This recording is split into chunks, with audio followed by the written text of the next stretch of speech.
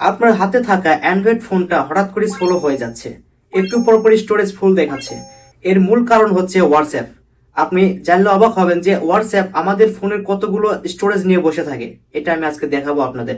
যারা হোয়াটসঅ্যাপ ব্যবহার করেন তারা অবশ্যই আজকে ভিডিওটা দেখবেন, কেননা আজকে আমি দেখাবো হোয়াটসঅ্যাপ থেকে কিভাবে আপনি স্টোরেজ খালি করবেন। এতে আপনার ফোনটা ফ্রি হবে, দ্রুত কাজ করবে, আগের থেকে অনেকটাই ভালো ফলাফল পেতে পারেন। কিভাবে এটা করবেন? ফোনটা হাতে নেওয়ার পরে আপনাকে যা করতে হবে, আপনাদের হোয়াটসঅ্যাপটা ওপেন করবেন। এই যে দেখুন আমার হোয়াটসঅ্যাপ, তো আমি এটা ওপেন করলাম।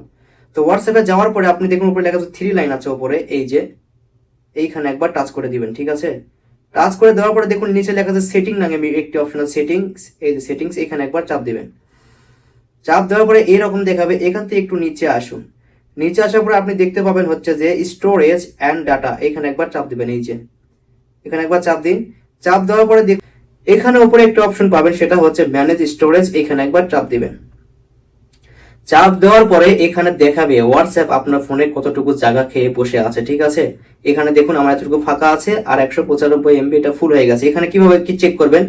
এই যে একটা, এই যে একটা, এই যে একটা, এই সবগুলোকে আপনাকে চেক করতে হবে, কেননা আপনার সময় ছবি বা ভিডিও পাঠান বা তারা পাঠায়, সেগুলো এখানে জড়ো হয়ে আছে, এগুলোকে ডিলিট করতে হবে। এই যে দেখুন আমি চাপ দিলাম, এখানে দেখুন কত ছবি, দেখছেন কত ছবি বা ভিডিও এখানে জড়ো হয়ে আছে, এগুলোকে ডিলিট করতে হবে। কিভাবে করবেন?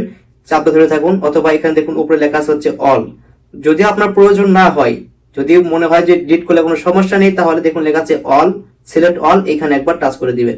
বাস, এখন কি করবেন? দেখুন উপরে লেখা আছে ডিলিট, অর্থাৎ একটা বাক্স আছে, এই যে এখানে একবার চাপ দিবেন। চাপ দেওয়ার পর ডিলিট অপশনে চাপ দিবেন, এটা ডিলিট হয়ে গেল।